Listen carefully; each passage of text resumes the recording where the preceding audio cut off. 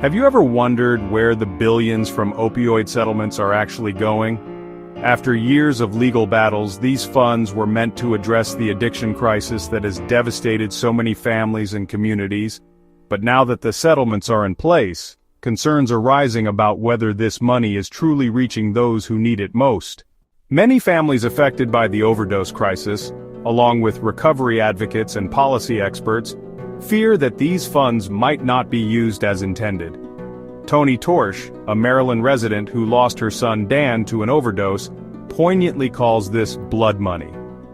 She emphasizes that while it can't bring back lost lives, it can still make a difference if used wisely. But how do we ensure that happens?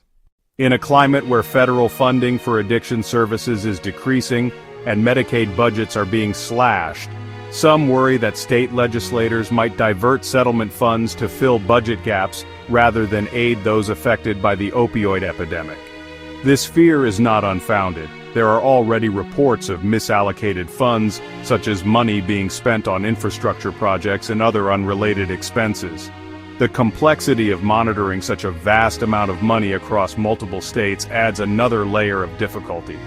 Although most settlement agreements stipulate that at least 85% of the funds should go toward combating the opioid crisis, enforcement largely falls to the companies paying out these settlements, a task they may not prioritize.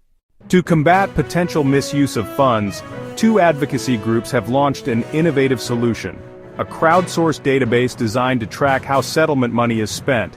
This platform allows citizens to report cases of possible waste or fraud, and encourages state attorneys general to investigate these claims. We want to make sure that money is being spent in the most responsible and effective way, says Torsch, echoing the sentiments of many who have been personally touched by this crisis.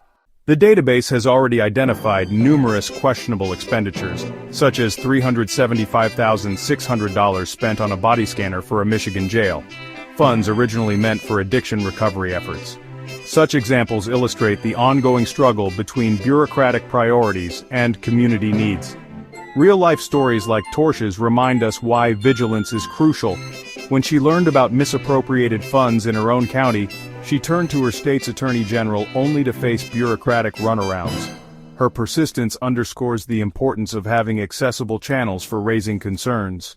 The launch of this crowdsourced initiative serves as both a tool and a wake-up call for state officials who may have considered their work done after securing settlements.